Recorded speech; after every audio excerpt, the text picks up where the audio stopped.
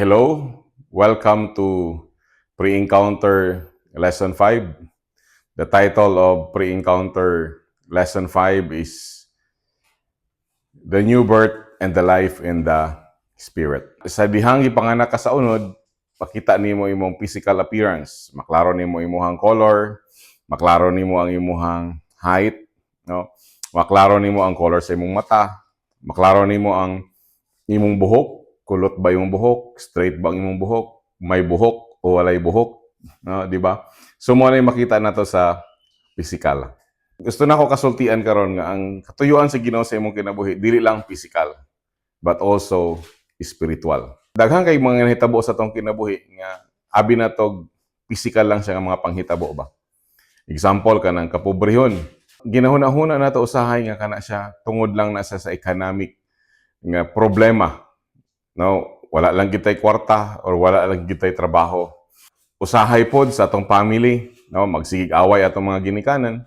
Ug atong ginahuna nga kana nga pag-away sa atong mga ginikanan, abi natog sa physical lang na siya.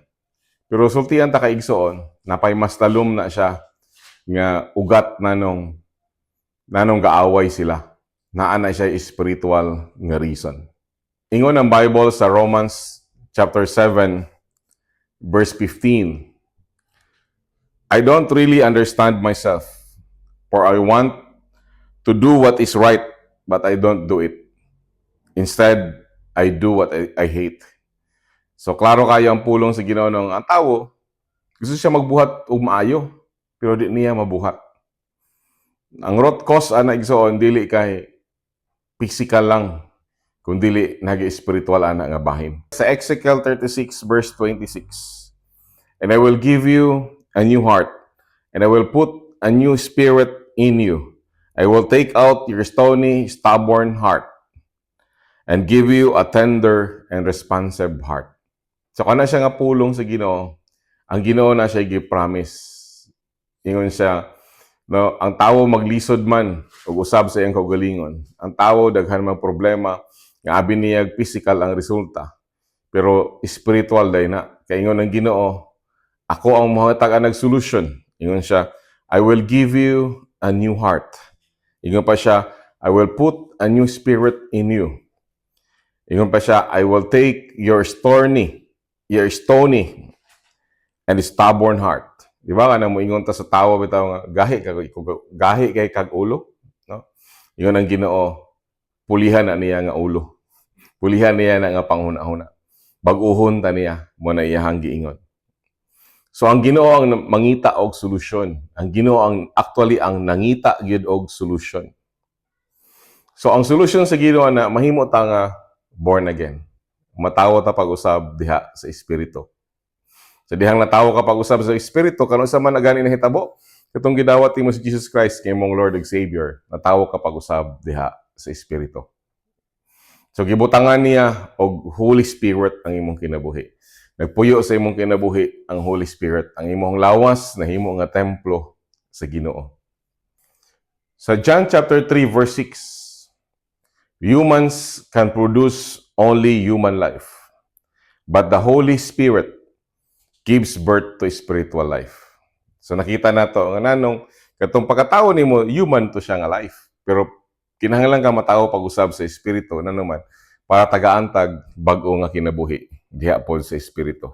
Kaya ang Ginoo espiritu, kita po dapat matawo ta pag-usab sa espiritu para ang Ginoo makigstorya kanato. Ang tawag nato anang gibuhat sa Ginoo sa tuwa is salvation na siya. Kaya siya nang itong pamaagi para kita maluwas sa ato ang gapus, para kita maluwas sa ato ang gubot nga kinabuhi. So naay mga provisions ang Ginoo. The provision of your salvation. Kanang provisions of your salvation, nagpaila na siya nga ang Ginoo ang nangitag solusyon. Dili ikaw o dili ako. Dili kita makaprovide og solution bisag unsaon na tog paningkamot. So mao ni ang mga solution nga gibuhat sa Ginoo para sa imuha. Number 1, justification. Unsa man ning justification? Kaning justification is the action of declaring or making righteous in the sight of God. No, so ang Ginoo ang nangita og action. Sa Romans chapter 3 verse 24, Yet God in His grace freely makes us right in His sight. He did this through Christ Jesus when He freed us from the penalty of our sins. Tinuod gid siya igsoon, ang Ginoo ang nangitag action. Kay kung kita lang, di ta maka-take og action. Ang atong himuon nga action, kulang ra gihapon. Mapakyas ra man gihapon ta. Pero ang Ginoo nangita siya action. Ang sa iyang action nga gibuhat, gihatag niya si Jesus Christ nga iyahang anak, isip isa ka sakripisyo para sa atong mga kapakyasan. Klaro kayo ni sulti sila, yet God in His grace, grasya diha sa Ginoo, freely makes us right. Wala man kay gibuhatan na kay freely. It was given to you for free. Wala kay gibuhat. No, sa iyahang mata, gimatarong na ka sa Ginoo. Nahimo na ka matarong diha sa Ginoo. Dili kay maayo ka nga tawo, kundi He did this through Christ Jesus when He freed us from the penalty of our sin. So you are free from the penalty of our sin. Ang penalty baya sa tong sin, death baya. Pero ingon ang pulong sa Ginoo, you are free. Hallelujah. No? That's good news. Manay action sa Ginoo nga nag-declare sa imuha, nag-declare sa isa ka person nga dili na siya sinner. Ang ikaduha nga provision sa ato ang salvation is sanctification. What is sanctification? Sanctification is the act of or the process of acquiring sanctity. No? The act daw siya or process of acquiring sanctity. Sa Binisaya pa, nahimong holy. Nahimong holy. Nga wala man siya gibuhat, pero nahimo siyang holy. No? Kay tungod sa gibuhat ni Kristo sa iyahang kinabuhi. Wala ka naning kamot para mahimong holy. Bisag ako igsoon, makaingon ko sa imo, wala ako naning kamot para mahimong holy. Gihatag na siya sa Ginoo sa kuha. Tungod kay ako nagtuo sa sakripisyo ni Jesucristo dito sa cross para kanako. Another word na ng sanctification is set apart unto God. Mahimo tang set apart para sa plano sa Ginoo, set apart para sa purpose sa Ginoo sa tong kinabuhi. Ang 1 Thessalonians 5:23, nagaisulti ang pulong sa Ginoo, may God Himself, the God of peace, sanctify you through and through. May your whole spirit, soul, and body be kept blameless at the coming of our Lord Jesus Christ. Kinsa? May God Himself. Siya. God Himself, the God of peace, ang unsa? Sanctify you. Siya nag-sanctify sa tuwa.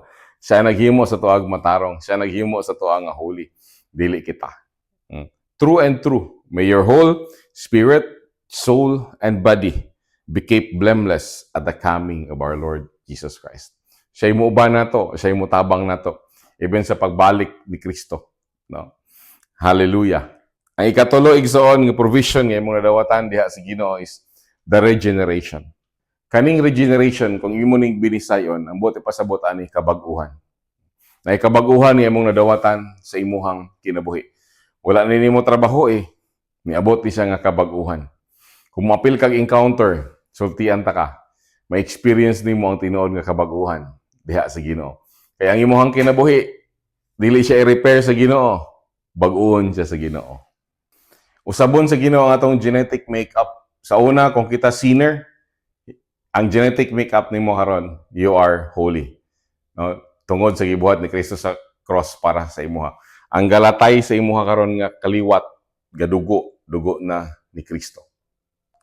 Sa 1 Corinthians 2:14, the person without the Spirit does not accept the things that comes from the Spirit of God, but considers them foolishness and cannot understand them because they are discerned only through the Spirit. Dili ta makasabot sa mga butang sa Ginoo. Kaya naman, wala pa man ta nahimong born again. Wala pa man nagpuyo sa tuwa ang Holy Spirit. Pero the moment ka magpuyo sa imong Holy Spirit, mahimo kang born again. Makasabot na ka sa mga butang diha sa Ginoo. Ang ikaupat igsoon nga atong provision nga nadawatan sa atong salvation is the redemption. Nakadawat kag redemption. Ang redemption is the action of regaining or gaining possession of something in exchange for payment. Klaro kay diha igsoon nga sa una, lahi ang nagahawid sa tong kinabuhi. Lahi ang gaangkon sa tong kinabuhi. Sa una, we are handled by Satan. Siya ang nagapossess sa tong kinabuhi. Pero karon nga naa ka diha kang Jesus. Si Jesus na ang control sa imong kinabuhi. Ang Holy Spirit na ang nai-control sa imong kinabuhi. Na-regain ka diha pagbalik kang Kristo. Na-regain ka diha pagbalik sa Ginoo sa dihang gihatag sa amahan ang iyahang bugtong nga anak nga si Jesucristo. You are redeemed. Sama sa isa ka pawn shop, gilukat na ka sa Ginoo. You belong to God the Father now. Dili na ka iya sa kaaway, dili iya na ka sa Ginoo. Another nga to nga ma-example ani is murabag utang ba nga nakautang karon wala na kay utang. Nanuman gibayaran na sa Ginoo. Ang bayad ang iyahang bugtong nga anak, ang kinabuhi sa iyahang bugtong anak. You are redeemed by the blood of Jesus. Sa Galatians 3:13, Christ redeemed us from the curse of the law by becoming a curse for us. For it is written, curse is everyone who is hung on a pole. So mo na siya. Wala na ka nagapuyo pa sa tunglo. Giluwas na ka sa Ginoo. Hallelujah. No, dili lang ta na ay provisions, naputay privileges nga nadawat diha sa tong life in the spirit, sa tong pagka-born again. Unsa man nga mga privileges? Number 1 is the privilege of seeing. In 1 Corinthians 2:9, however, it is written, no eye has seen, what no ear has heard, and what no human mind has conceived, the things God prepared for those who love Him.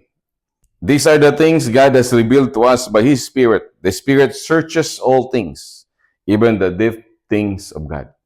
Sa dihang wala pa ka sa Ginoo, wala pa ka na born again, dili ka makakita sa mga ginabuhat sa Ginoo. Nataplakan imong spiritual eye. Dili ka kakita sa unsay ginabuhat sa Ginoo. Pero karon nga born again na ka, makakita ka unsay ginabuhat sa Ginoo. Kaya nanuman, only spiritual people can see spiritual things God is doing. Karon nga na ka sa Ginoo, makasabot na ka unsa ng blessing, makasabot na ka unsa ng salvation, makasabot na ka unsa ng forgiveness. No? Those are spiritual things nga dili na siya ma-conceive sa human mind. Ikaduha igsoon is the privilege of believing. In Romans 10 verse 17, consequently, faith comes from hearing the message, and the message is heard through the word about Christ. So ang imuha karong pribilehiyo nga mutuo. Unya walay pagtuo nga mahitabo sa imuhang kinabuhi kung dili siya ma-establish sa word sa Ginoo. Kani atong ginaistoryahan, di lang ni siya istorya. This is not myth. This is truth. Kamatuoran ni itong ginisgutan. And that is written in the Bible. Kung magbasa kag Bible, because the Bible is the Word of God. Ang Bible is libro siya sa kamatuoran. Mo na nga ang kausaban sa tong kinabuhi, makita nato. We can believe in the things what God is doing when we read the Word of God. Mao na nga maminaw kita sa Ginoo ug makadungog kita diha sa Ginoo. Because ang iyahang word mao gyud mag-abli sa tong kasing-kasing. Ang iyahang word mao gyud mag-abli sa tong mga una-huna. And everything diha sa Ginoo is about believing. No? We cannot please God without faith. Number 3 is the privilege of speaking the word of authority. Na kay pribilehiyo nga mo speak sa word. Because the moment you read the word of God, you will believe, and the moment you believe, you will speak it. You will tell it. Isulti gid na nimo sa mga tawo ang imuhang gituohan. Di mo pwede nga nagtuo ka, nga dili nimo isulti. Kaya mo na ibuhaton sa Holy Spirit sa imuhang kinabuhi na kay pribilehiyo para mo istorya sa kamatuoran sa word sa Ginoo, the word of authority. Proverbs 1:23.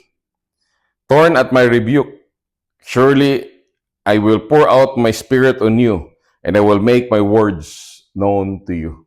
Mo na ibuhaton sa Ginoo sa imong kinabuhi. Mailhan nimo ang iyahang pulong. Mailhan nimo ang iyahang voice. And imuha na siyang istorya. Pero ato lang masabtan ang word sa Ginoo because the Holy Spirit to reveal it to us. In Psalm 119:43, never take your word of truth from my mouth, for I have put my hope in your laws. No, the word of God is the law. Pag sinabi sa Ginoo, pag iingon sa Ginoo, final na siya. Ang word sa Ginoo is truth. Kamatuoran na siya. It's law. Pag musulti ang Ginoo, tinuod na siya o balaod na siya o tinuod na siya sa kinabuhi. No, kato na matagamtaman diha sa spiritual. Muna nga ako magampo ko para sa inyo ha. Nga pag-apil ninyo encounter. Masabtan gid ninyo no ang gibuhat sa Ginoo sa inyong kinabuhi. God has given you justification. God has given you sanctification. God has given you regeneration. And God has given you redemption. Yan na tayo mga privileges, the privileges of seeing, the privileges of believing, and the privilege of speaking the word of authority. Let us pray. Father, thank you, Lord God, nga sa dihang natawo na may pag-usab diha sa imo ha. Lord, nami we live in spirit, Father God, Lord, ug naagi tinuod nga kinabuhi. Kinabuhi dili lang sa physical among ma-experience pod namo, Lord, ang kinabuhi diha gid sa spiritual. Thank you, Lord God, nga ikaw gid ang Ginoo nga nagabag-o namo, ikaw gid ang Ginoo nga nagausab namo. Ug Lord, salamat, Lord, diha sa imong gahom, diha sa imong kaalam o kahibalo, Father God, Lord, imo gid ming usabon para mahimaya ka sa mga kinabuhi. All glory and all honor belongs to you alone. In Jesus' name, Amen.